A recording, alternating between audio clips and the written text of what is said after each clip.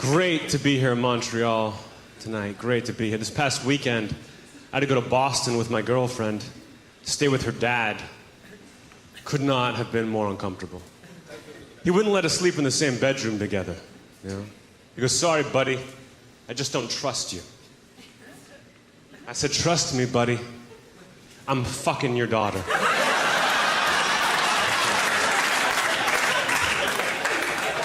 My baby brother's in high school now, and we're close, but sometimes he'll try to take advantage of that, you know?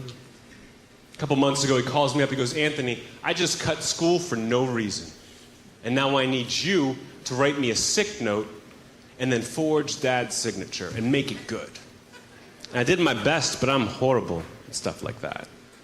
The teacher took one look at the note and said, "Mikey, you expect me to believe this? You don't have AIDS."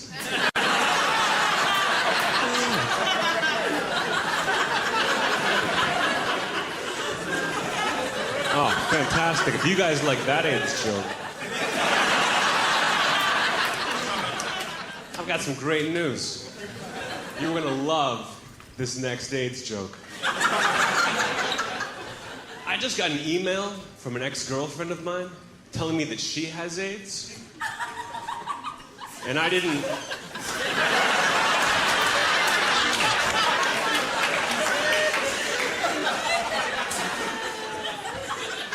I like your style.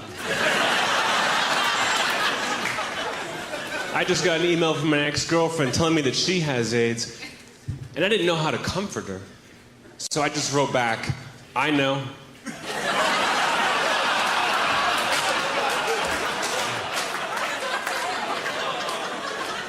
I just read the biography of the guy who invented Super Mario Brothers.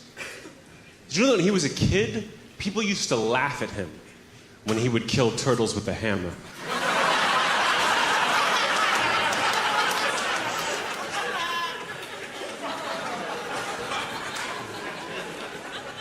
I once dated a girl who owned a parakeet.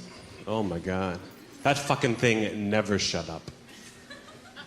But the bird was cool.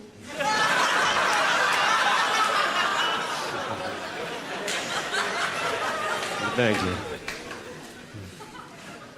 God, my girlfriend's so sensitive. A couple months ago, she got her hair cut.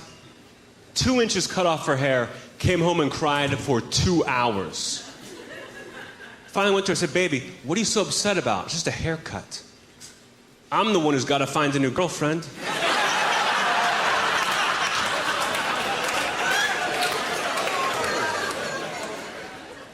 You guys have been a really good crowd. I mean, obviously, I've had way better.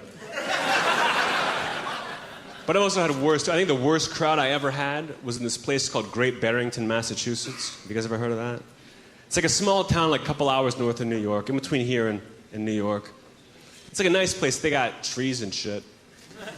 But they just have one bar where everyone goes every night, you know.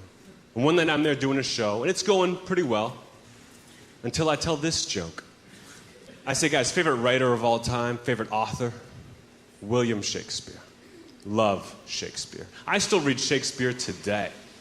And people will argue with me that it's impractical to read so much Shakespeare. But let me learn you something.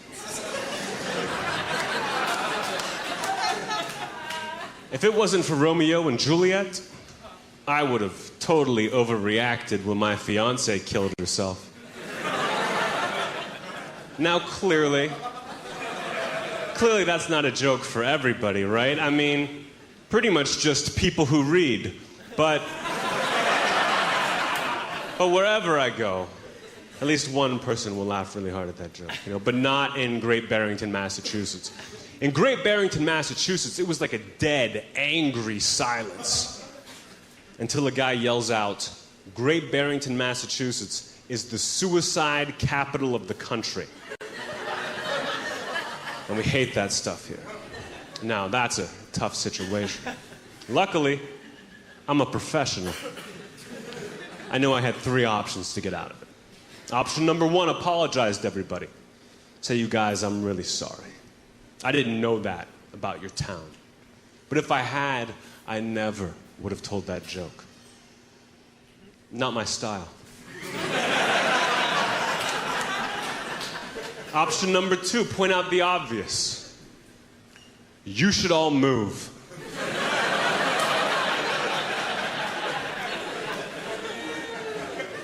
But instead I went with option number 3. I said, you know what? Fuck Great Barrington, Massachusetts. The only good thing I can say about this town is the suicide rate isn't as high as it should be. Thank you, everybody.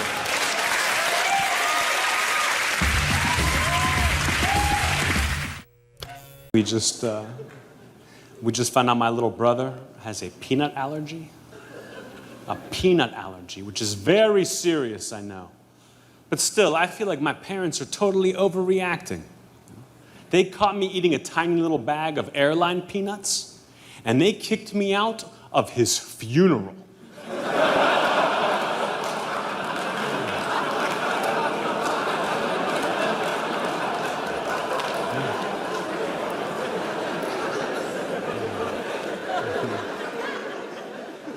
I feel like some of you guys might be too nice to laugh at some of these jokes. And that's okay, not everybody has a great sense of humor.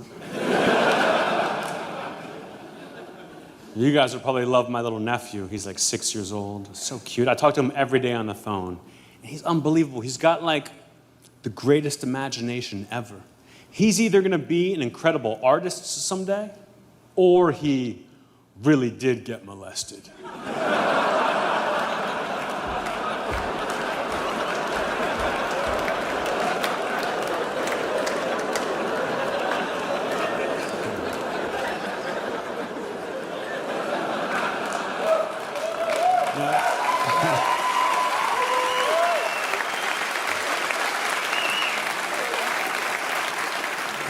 I wasn't even laughing about that one. I was thinking about what's coming.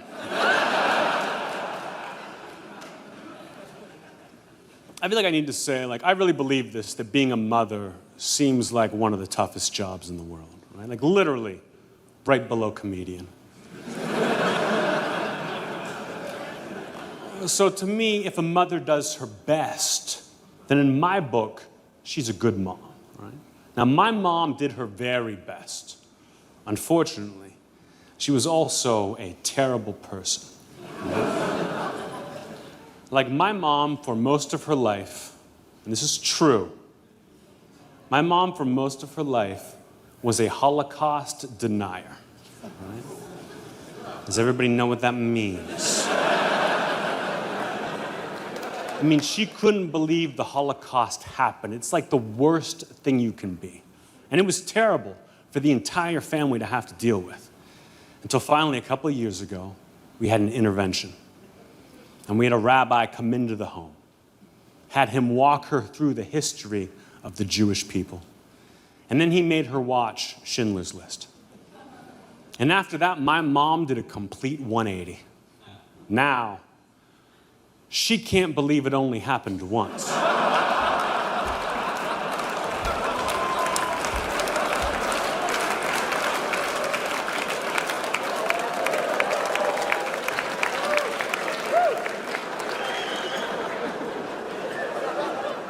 I'm not a religious person. I would call myself an atheist. You know, I don't have a good story behind it. I'm just reasonable.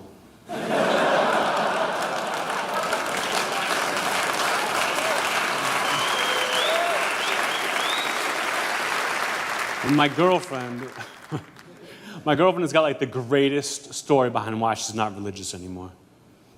So when she was a kid, like 12 years old, her parents nailed a 25-pound crucifix to the wall right above her bed. And about 2 weeks later, in the middle of the night, the crucifix falls off the wall and leaves a 2-inch gash in the back of her dad's head.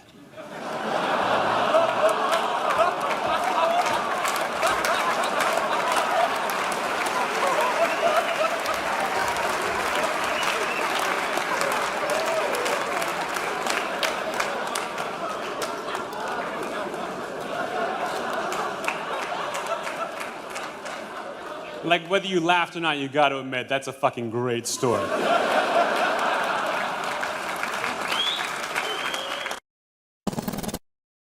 I've spent the past 2 years looking for my ex-girlfriend's killer. But no one will do it.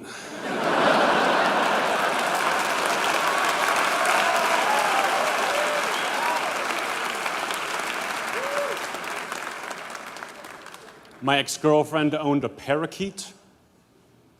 Did you guys hear what I just said? She owned a parakeet. Oh my God. That thing never shut up. But the bird was cool.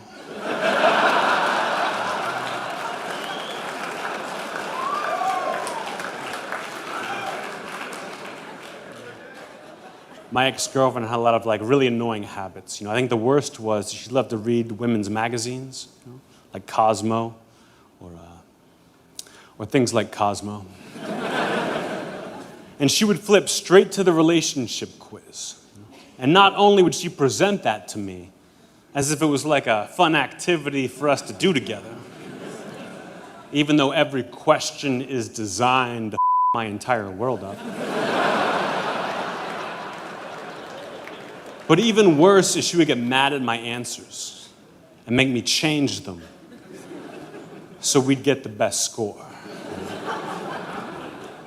I'll never forget the last time we played that game. She was like, Anthony, if you could have lunch with anyone in the world, living or dead, who would it be? And I said, I don't know, Caligula.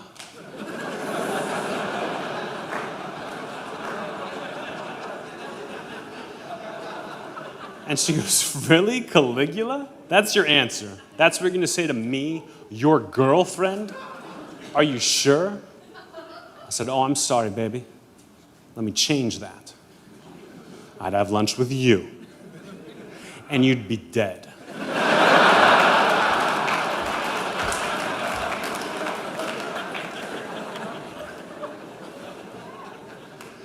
Yeah, we're not together anymore.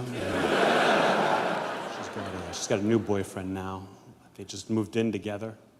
And I've heard rumors that he's abusive, which makes you want to go over there with a baseball bat and then blame it on her boyfriend.